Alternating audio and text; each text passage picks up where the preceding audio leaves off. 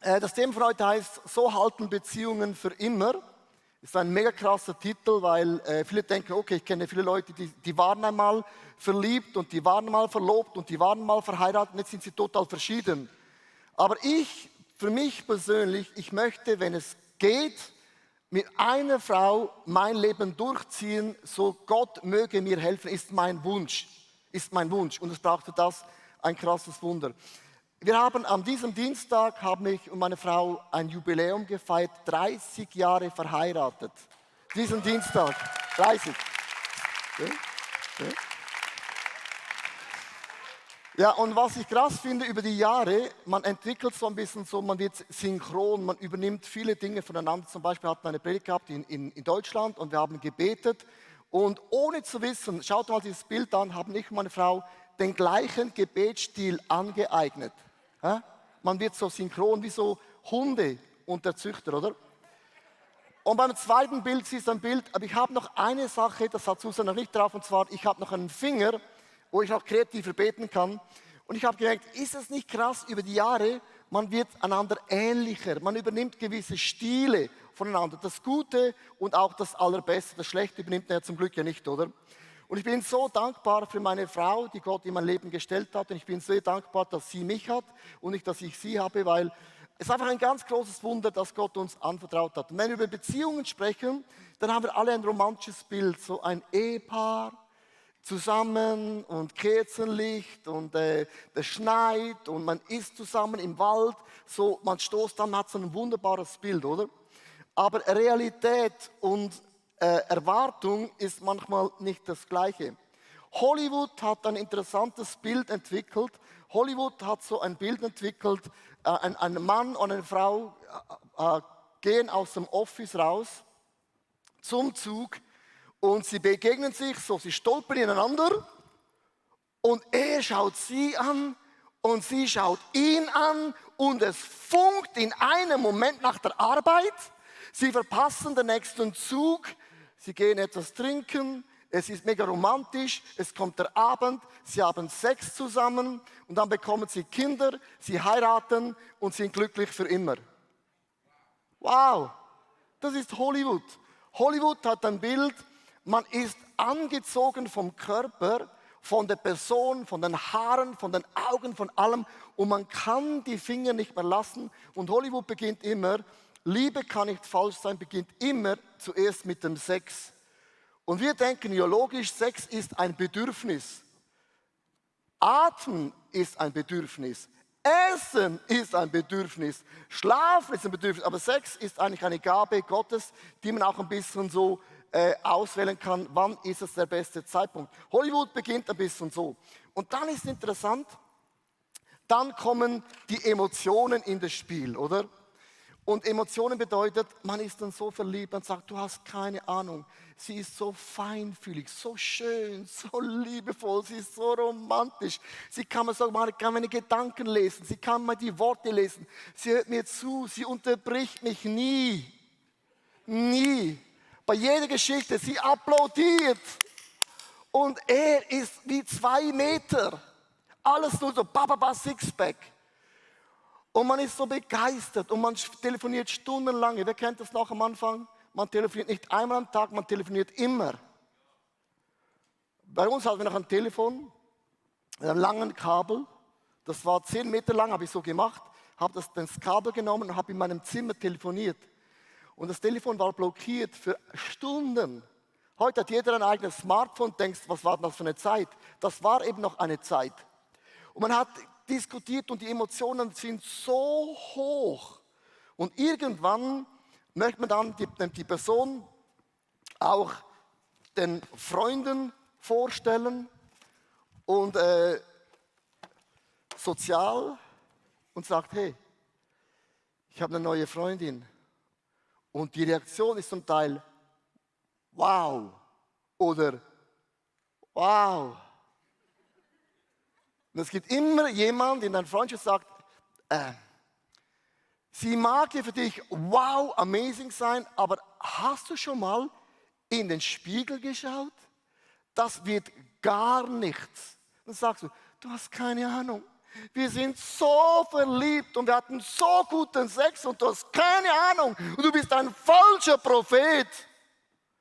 Und irgendwann sagt man, dass nach 6 bis 18 Monaten hört dann die erste Liebe auf und dann kommt jeder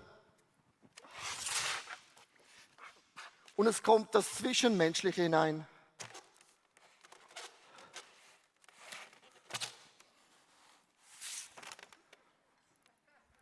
Merkst du?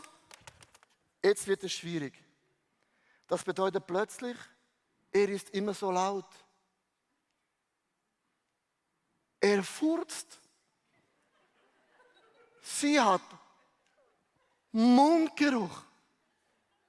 Es war schon vorher da und schon da, aber nach 18 Monaten ist man plötzlich realistisch.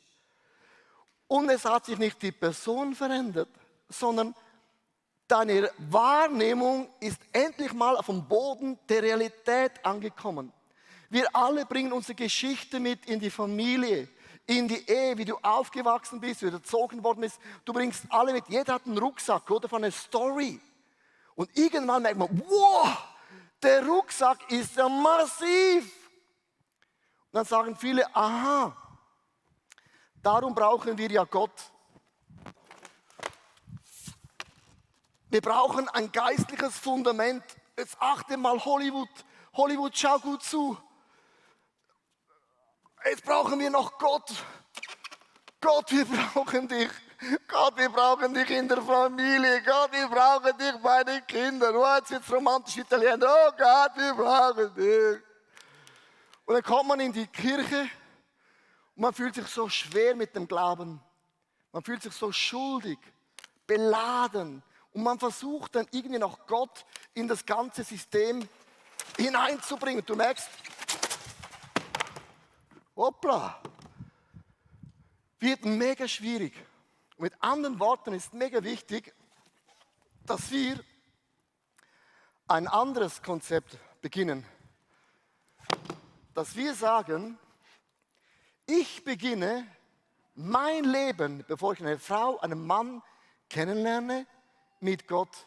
Ich baue das größte und stärkste Fundament ever. Das sagt dir kein Hollywood-Film, kein Bollywood-Film, kein Medien, kein Insta, keine TikTok, nichts von denen, sondern beginne in deinem Leben nicht Gott raufzusetzen, drehe es um und beginne ein Fundament zu legen. Dann zweitens, alle deine Themen von Pornografie, Eifersucht, Zorn, Mundgeruch, was auch immer, pack diese Themen an. Weißt du warum? Du machst einen Gefallen dem Partner, der in dein Leben kommt. Weil irgendwann musst du es anpacken, lieber am Anfang als zu spät. Dann entscheide dich für gute Freunde.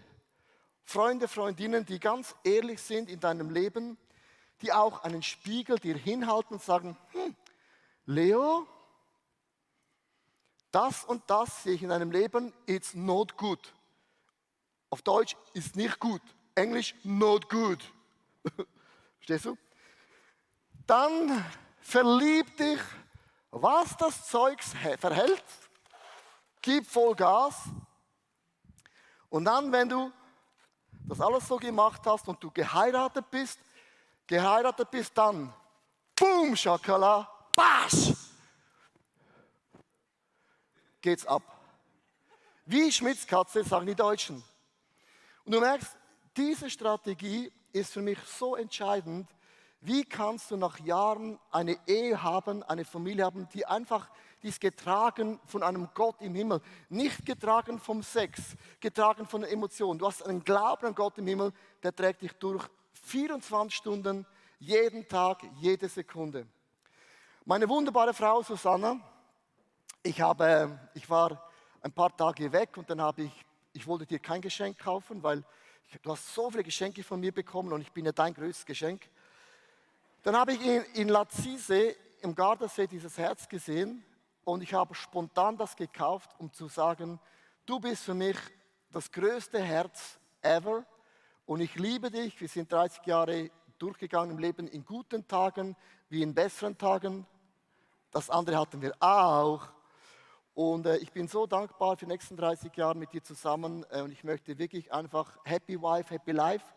Das ist das eine. Aber ich möchte auch ein Ehemann sein, der es mit dir durchzieht bis das Ende von unserem Leben. Und Gott möge uns dabei helfen. Das ist mein Statement. Ohne Gott ist das unmöglich. Vielen Ja. Dank. Welcome. Vielen Dank. Das ist jetzt nicht irgendwie inszeniert, sondern ich kenne Leo, wie gesagt, 30 Jahre und ich weiß, dass er das ganz tief drinnen meint. Vielen Dank. Ich habe uns ein Diagramm mitgebracht, das aus diesem fantastischen Bild, diese Pyramide uns einfach erklärt und zeigt, wie wichtig das es ist, dass wir definieren, was in der Mitte im Zentrum von unserem Leben ist. Also was genau geistlich abgeht. Und ihr seht da eingeblendet, das ist ein Fragezeichen, weil man kann, irgendwie tönt das so. Sorry. Man kann ganz unterschiedliche Dinge im Zentrum von unserem Leben haben und das beeinflusst unsere Werte und unsere Überzeugungen und das wiederum beeinflusst, wie wir handeln und wie wir Entscheidungen treffen und das wiederum beeinflusst, wie wir eben Einfluss haben auf unser Umfeld und wie wir wirken. Also Leo und ich haben vor mehr als 30 Jahren uns entschieden, dass Jesus im Zentrum von unserem Leben steht. Und wie du dir vorstellen kannst, weil wir das definiert haben und das Fragezeichen zu einem Ausrufezeichen gemacht haben, hatte das automatisch Auswirkungen auf unsere Werte und unsere Überzeugungen. Wir haben gesagt, unser Wert ist unter anderem, wir als Familie wollen diesem Gott im Himmel dienen. Und das hatte Auswirkungen auf Entscheidungen und wie wir über Dinge auch gehandelt haben. Wir haben zu Dingen Ja gesagt und zu anderen Dingen Nein gesagt. Und wie man einfach sieht, das hat Einfluss. Das hat Wirkung. Das hat eine Wirkung auf unser Umfeld. Und es ist so beeindruckend, dass man ja ganz verschiedene Dinge in dieses Fragezeichen hinein definieren kann. Wenn wir uns für Jesus entscheiden, dann kommt er in die Mitte von unserem Leben. Also wenn wir gläubig werden, sagen wir damit, Jesus, du bist das Zentrum von meinem Leben. Aber wir alle kennen das Leben. Dann kommt man in die Season, wo man sich einen Partner wünscht. Dann kommt man in die Season, wo man sich Kinder wünscht. Dann geht es im Job aufwärts. Die Karriere ist da. Dann ist man begeistert von einem Hobby. Und es ist immer ein Spannungsfeld, dass plötzlich Dinge in die Mitte rücken wollen. Weil die Mitte, das, was in der Mitte ist, das ist unser Fundament. Und deswegen ist das einfach umstritten. Lass uns mal ganz ein bisschen durchgehen, was passiert. Also wir haben Kinderwunsch. Wir beten für Kinder. Wir bekommen Kinder. Sie füllen einem sowas von aus, weil es ist so schön und es braucht auch viel Zeit und man investiert extrem viel da hinein. Und auf einmal, vielen Dank. Und auf einmal werden die Kinder die Identität. Was passiert, wenn sie ausziehen? Da ist der ganze Boden weg und das Ganze geht nicht mehr auf, weil es ist nicht nur die Mitte, sondern es hat Einfluss auf, wie wir über Werte definieren, auf das, was wir machen und schließlich auf unser ganzes Umfeld. Oder wenn unser Partner oder der Wunsch nach einem Partner unser Zentrum ist, dann hat das Auswirkungen, wie wir unsere Werte und Überzeugungen definieren. Es hat Auswirkungen auf unsere Handlungen. Wir finden vielleicht diesen einen wunderbaren Partner, diesen einen richtigen, aber irgendwann werden wir merken, der füllt gar nicht alles aus. Es bleibt eine Lücke und wieder fällt etwas auseinander, wo ich gedacht habe, das ist mein Fundament. Wenn ich einen Partner habe, wenn ich den Richtigen habe, dann werde ich nie mehr einsam sein. Wir alle wissen, dass es eigentlich eine Lüge ist. Oder wenn wir aufs Hobby bauen, hey, diese Gemeinsamkeit kann dich am Anfang sowas von verbinden, aber irgendwann merkst du, ja, der eine kann nicht mehr diesen Sport nachgehen oder der andere will nicht mehr. Man entwickelt sich weiter und plötzlich fehlt das gemeinsame Fundament. Und das Einzige, was ewig ist und was immer hält, ist Jesus Christus. Und deswegen ist es weise, ihn als Zentrum von unserem Leben zu nehmen. Wir lesen im 1. Timotheus 4, Vers 12 heißt es Folgendes: Niemand hat ein Recht auf dich herabzusehen, weil du noch so jung bist. Allerdings musst du für die Gläubigen ein Vorbild sein in allem, was du sagst und tust, in der Liebe, im Glauben und in deinem aufrichtigen Lebenswandel. Niemand darf auf dich herabsehen, weil wir alle wissen, wir leben in diesem Spannungsfeld. Kinder sind ein Riesensegen, ein Ehepartner ist ein Riesensegen, ein Hobby ist ein Segen, Erfolg im Beruf, das ist ein Segen. Aber wir dürfen niemals verwechseln, dass wir nicht vom Segen leben, vom Segen, der uns Gott gibt, sondern dass wir von unserer Beziehung mit diesem Gott im Himmel leben. Und deswegen ist es weise, ihn zum Zentrum von unserem Leben zu machen. Vielen Dank, kann ich nur sagen. Ja, gerne geschehen. 2 Mikrofons, wow. Amazing. Ich möchte über dieses Fundament sprechen und das ist jetzt für die meisten von uns vermutlich logisch. Sagst, ich bin ja gläubig, ich habe mich entschieden für Jesus. Ich habe mich entschieden, dass Jesus ist mein Zentrum. Aber ich denke, es gibt 4 verschiedene Levels, was du in einer Partnerschaft, in einer Freundschaft, in einer Ehe ganz konkret hineinlegen kannst. Und ich habe das in Kolosser Kapitel 2, Vers 6 bis 8 sagt die Bibel. Ihr habt Jesus Christus als euren Herrn angenommen, nun lebt auch in der Gemeinschaft mit ihm. Wie ein Baum in der Erde, so sollt ihr in Christus fest verwurzelt bleiben und nur er soll das Fundament eures Lebens sein. Haltet fest an dem Glauben, den man euch lehrte. Für das, was Gott euch geschenkt hat, könnt ihr ihm gar nicht genug danken. Passt auf, dass ihr nicht auf die Weltanschauungen und Hirngespinste hereinfallt. All das haben sich Menschen ausgedacht, aber hinter ihren Gedanken stehen dunkle Mächte und nicht Christus. Also, wir haben uns entschieden, unser Leben auf dieses Fundament von Jesus Christus zu setzen, oder? Ist wie ein logisch, oder? Aber, liebe Freunde, es gibt 4 verschiedene Levels von Geistlichkeit, das man etablieren kann. Ich habe es aufgeschrieben als die 4 Partnerschaftsziele. Man kann auch sagen, die 4 Glaubensziele. Es hat so 4 Levels von Glauben. Das erste ist, man schaut auf Jesus. Was heißt auf Jesus zu schauen? Das größte Gefallen, das du einem Partner antun kannst, ist, dass du lernst, eine leidenschaftliche Freundschaft mit Jesus aufzubauen. Warum ist das so? Es gibt keinen Partner und es gibt auch keine Partnerin, die dir all deine Wünsche erfüllen kann. Kann ich hören? Oh! Das allererste.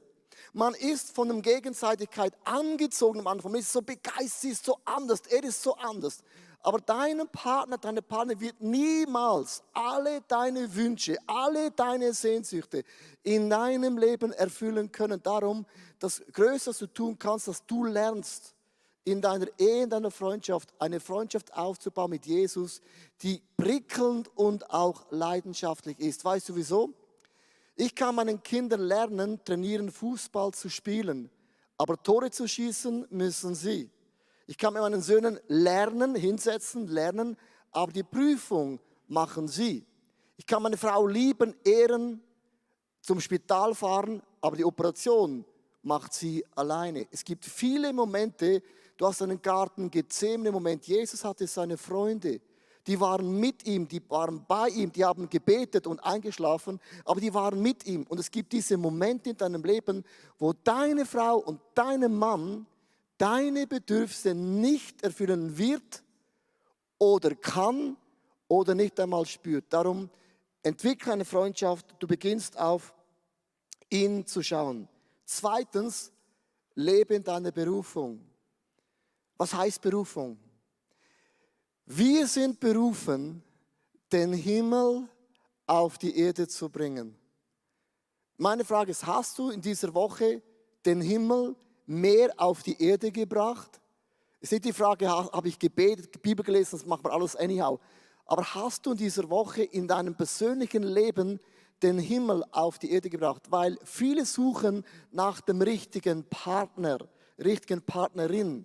sei du der richtige Partner. Entwickle du eine Freundschaft, wo du sagst, mein Leben bringt den Himmel auf diese Familie, in meine Arbeitswelt, zu meinen Freunden. Ich bringe den Himmel hinein. Drittens, vertreib den Teufel.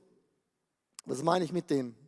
Wenn du beginnst, auf Gott zu hören, wenn du beginnst, den Himmel auf die Erde zu bringen, musst du wissen, was ist ein Feind. Alles, was Gott liebt, alles, was Gott liebt, hasst der Teufel. Er hasst eine Ehe. Er hasst, wenn du gibst.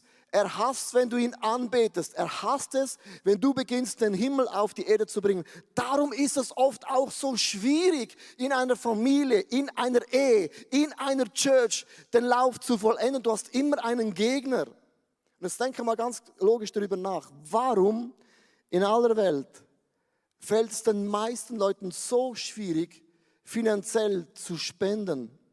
Ich kenne keinen Menschen, der sagt, oh, Spenden ist so einfach, das ist so lässig, ich hatte keine Probleme. Alle haben einen Monsterkampf, weißt du warum? Weil der Feind weiß, in dem Moment, wo du beginnst zu geben, Finanzen, Zeit und Liebe, öffnest du den Himmel in deinem Leben. Und der Feind hasst das. Und er sagt uns immer, aber wenn ich spende, geht es dann noch auf? Die Ehe, er hasst das auch, wenn er zustande bringt, eine Familie zu trennen. Der Schaden, der entsteht, ist gewaltig. Ist gewaltig. Teenager wachsen auf und sagen, Ehe funktioniert nicht. Mein Mann, meine Frau, meine Mutter war gläubig, der Ehemann war auch gläubig, alles war gläubig, hat auch nicht funktioniert. Wenn der Feind es bringt, eine Ehe, eine Familie zu trennen, hat er alles gewonnen. Weil Jesus hat gesagt, ganz am Ende, bevor ich in den Himmel gehe, Jungs und Mädels, bleibt zusammen, verkackt es nicht, stay united. Der Feind hasst eine Familie, er hasst, wenn wir geben, er hasst Reinheit. Und ich habe mich entschieden in meinem Leben, nicht, dass ich perfekt bin, ich möchte meine Gedanken sexuell rein behalten. Kein Porno, ich schaue einer Frau nicht, hoppla, hi, wow. Nicht ein zweites Mal nach. Beim ersten Mal musst du manchmal schon sagen, okay, schau gerade weiter. Ich habe mich entschieden, Reinheit ist ein Wert in meinem Leben. Ich öffne diese Türe nicht. Wenn sie geöffnet hast, dann mach sie wieder zu. Du merkst in unserem Leben, alles, was Gott liebt, das hasst der Feind. Du hast einen Gegner. Kick den Teufel raus aus deinen Gedanken, aus deinen Gefühlen, aus deinem Lebensstil. Kick ihn out. Und lass Gott hinein. Viele Christen, was sie alles zulassen, I don't get it. Ich gebe dem Teufel keinen Raum in meinem Leben, das sagt die Bibel. Also du musst wissen, das Fundament, ein bisschen in die Church zu kommen, Kumbayama Jesus, das ist nicht, was ich spreche. Ich sage, lass uns eine entwickeln, wir hören auf Jesus. Wir bringen den Himmel auf die Erde und drittens, wir kicken den Teufel so richtig raus. Ich habe hier eine Story von einem Ehepaar, die haben mega krasse Sachen erlebt und ich finde es immer cool zu wissen, auch wenn wir versagen, bist du noch kein Versager und auch nicht eine Versagerin. Es gibt immer einen Neuanfang, nobody's perfect. Aber die Geschichte von heute finde ich mega krass, weil ein Ehepaar hat gesagt, come on, wir haben versagt, aber wir wissen, mit der Hilfe von Gott können wir nochmals Dinge ändern. Hier ist eine sehr, sehr ehrliche, ich habe Respekt von diesem Video, weil das sozusagen braucht schon sehr große Corazon.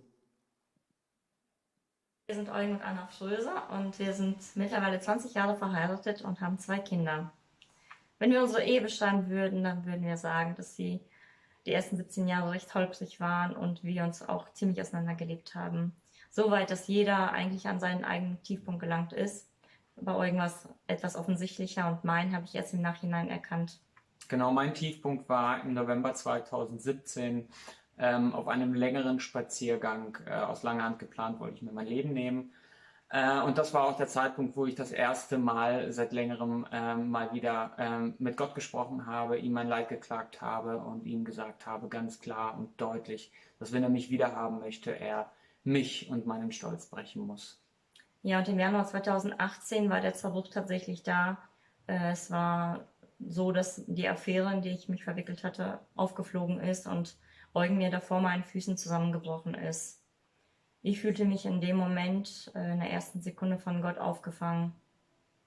Genau, und für mich war das, als wenn mein ganzes Leben die Toilette runtergespült wird. Das hat sich furchtbar angefühlt. Ich habe vieles hinterfragt, ich habe Gott hinterfragt, aber konnte mich da auch erinnern an den Moment wie vor 3 Monaten und habe festgestellt, dass Gott aus unserem Zerbruch, aus dem, wie wir Ehe verstanden haben, etwas Wunderbares neu schaffen möchte. Und wir haben keine 24 Stunden später uns wieder füreinander entschieden, für unsere Liebe, und das Ganze im Mittelpunkt stand dann Jesus, und er durfte das Ganze anleiten, er durfte uns in einen Heilungsprozess gehen lassen. Und das hat einfach Wunder bewirkt. Wir stehen ganz neu da als Ehepaar. Ja, auch als Familie, da dürfen einfach diese übernatürliche Gnade, die wir recht am Anfang schon gespürt haben, dass wir so voll davon waren, von der Liebe Gottes, dass wir es gar nicht für uns behalten können und einfach ihm hingehalten und er damit arbeiten kann mit unserem Zerbruch. Genau, und bei mir hat sich sogar eine Berufung rauskristallisiert. Ich hatte das Thema Pornografie mit in die Ehe gebracht, das ging es auch noch zu klären. Da durfte ich auch eine Vergebung erfahren von Anna und darf jetzt in Vollzeit auch bei Free Indeed mitarbeiten. Also Gott ist einfach genial. Also Applaus für amazing Story. Ich finde es mega krass, eine solche Story zu erzählen. Man macht sich verletzlich. Aber was ich krass finde, diese Geschichte, niemand von uns ist perfekt. Wir starten, viele von uns mit dem Glauben von Jesus, und dann geschehen plötzlich Dinge nach 5 Jahren, nach 8 Jahren, nach 7 Jahren, nach 10 Jahren. Merkst du plötzlich, deine Frau hat ja Themen, das war dir gar nicht bewusst, und die sind nervig. Und du hast mega Mühe mit dem, aber umgekehrt auch. Und dann plötzlich läuft da eine andere Frau vorbei, es gibt immer eine andere Frau und immer einen anderen Mann. Und du schaust sie an und denkst, boah, krass. Und dann kommen die Emotionen ins Spiel und plötzlich hast du nicht mehr Freunde, die in dein Leben sprechen, und plötzlich merkst du, ein Fundament, das du aufgebaut hast, kann in einem Moment alles, was du aufgebaut hast, zu Ende sein. Niemand von uns ist perfekt, auch ich und Susanne weit weg entfernt von perfekt zu sein, das ist gar nicht der Punkt. Aber man kann sich entscheiden, einen Freundeskreis aufzubauen, wo man zueinander sagt, lasst uns gegenseitig helfen, dass wir das Ziel erreichen mit Jesus. Das kann man aufbauen. Man kann ein solches Commitment machen. Es braucht immer die Gnade Gottes. Und dieses Fundament, was so einfach erscheint, ist mega wichtig. Du brauchst eine leidenschaftliche Beziehung mit Jesus, die du jeden Tag pflegst, unabhängig von deinem Partner, Partnerin. Meine Frau betet jeden Tag, mit ihrer Flagge geht sie durch die Wohnung. Ich habe immer Angst, dass sie Krätze in die Wände macht. Sie fleckelt da durch die Wohnung. Das ist ihre Love Time mit Jesus. Und eine Frau, die betet, und ein Mann, die beten, haben schon mal ein Fundament, und man muss Gebet entwickeln. Und Gebet ist nicht jeden Tag spannend oder prickelnd, versteht ihr? Manchmal denkst du, ich bete und der ist gar nicht da oben. Dann betest du halt in die leere Luft hinein. Es ist nicht jeder Tag High Flower. Aber man entwickelt eine Kultur und man sagt, ich bin hier auf dieser Welt unabhängig von meiner Frau, um den Himmel auf die Erde zu bringen. Das ist mein Job.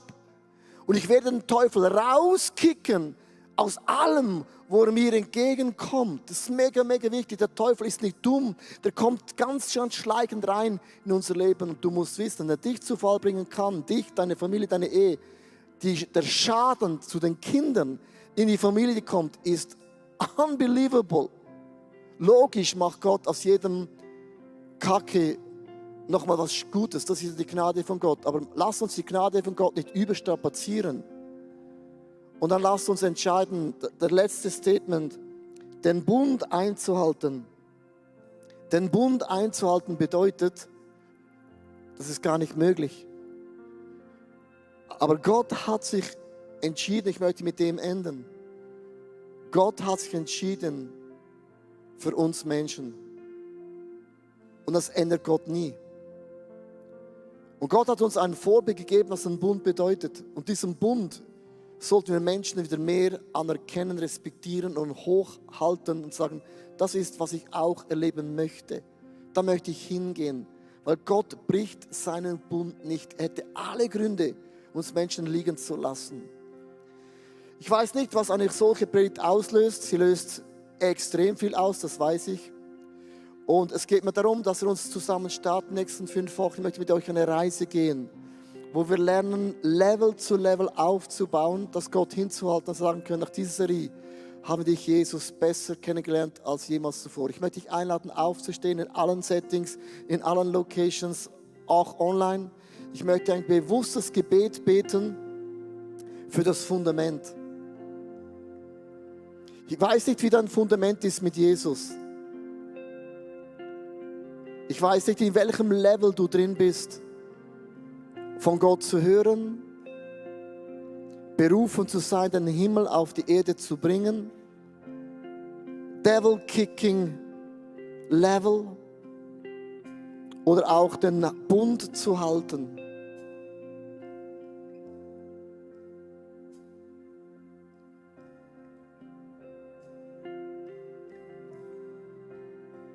Wir bauen unser Leben nicht auf einen Sand, sondern auf dich, Jesus.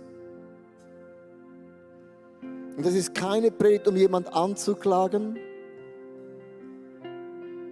aber man hebt die Werte hoch, weil da, wo man hinschaut, da geht man auch hin. Wir sind geleitet von einer Vision, was wir sein möchten, wo wir hingehen und nicht, wo wir sind. Ich will nicht bleiben, wie ich bin. Ich möchte mich verändern in das Angesicht von meinem Jesus. Jesus, hier stehe ich. Ich möchte dich hören, wie ein Schaf, das deine Stimme hört. Und du bist meine Quelle. Du erfüllst und erquickst meine tiefste Seele, meine tiefsten Gefühle und Gedanken. Und ja, Jesus, ich habe einen Wunsch und eine Sehnsucht nach Familie, nach Ehe. Das ist ein Blessing of God. Aber dennoch weiß ich, nur du alleine kannst meine tiefsten Sehnsüchte stillen, weil du kennst mich durch und durch.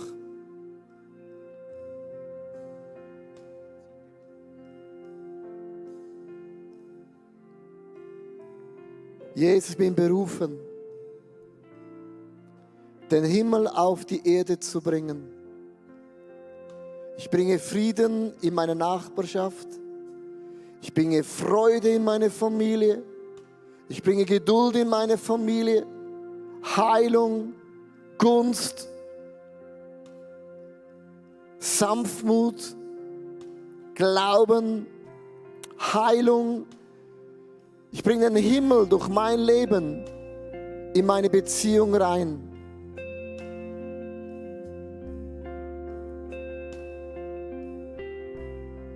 Und ich werde den Teufel rauskicken. Wo musst du den Teufel rauskicken? Wo hat der Feind in deinen Gedanken, in deinem Lebensstil Raum gewonnen? Kick ihn raus. Sei penetrant an dem Punkt. Sei wütend. Kick ihn raus. Er hat kein Anrecht in deiner Sexualität, kein Anrecht in deinem Geben, kein Anrecht in deinen Gefühlen, kein Anrecht in deinen Gedanken, kein Anrecht in deinem Herzen, wie du fühlst und denkst und siehst und hörst. Ich kick ihn raus.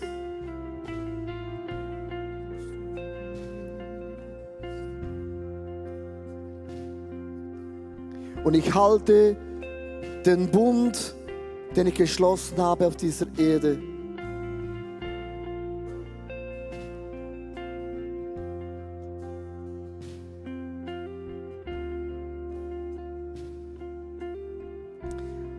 Beim letzten Punkt gibt es ein Problem. Viele sind geschieden. Viele haben an dem Punkt versagt. Das ist nicht mein Thema. Aber weißt du, was ist die Botschaft von Jesus? Er sagt zu der Ehebrecherin am Brunnen, 5 Männer hast du gehabt. Und dann sagt Jesus, steh auf und tu es nicht mehr. Das ist das Standard, nicht go on und tu es wieder. Ich möchte dich ermutigen, wenn du versagt hast, Was auch immer deine Geschichte ist, Church ist nicht da, um den Finger auf dich zu zeigen, aber Church ist da zu sagen, dann steh auf, richte deine Krone und go ahead und mach den Bund wieder neu. Zieh es durch mit Jesus. Zieh es durch mit Jesus. Zieh es durch mit Jesus.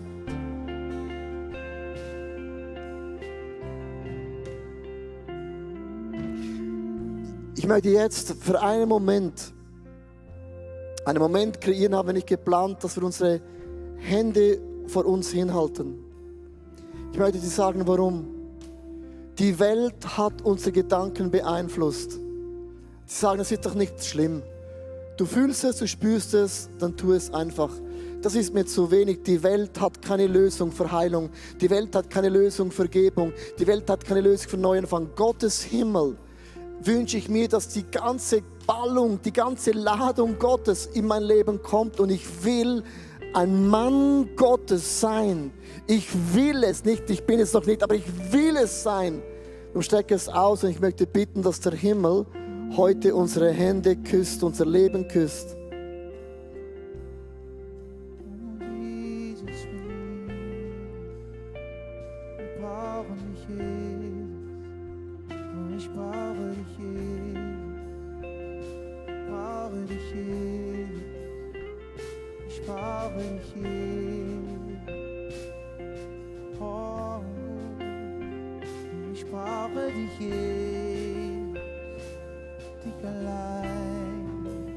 In Kontakt treten und sagst, hey, ich habe Fragen, ich habe Anliegen, ich möchte mich gerne bei euch irgendwo integrieren, dann melde dich einfach bei uns, weil ich glaube, effektiv im Leben mit Jesus ist es so cool, gemeinsam unterwegs zu sein.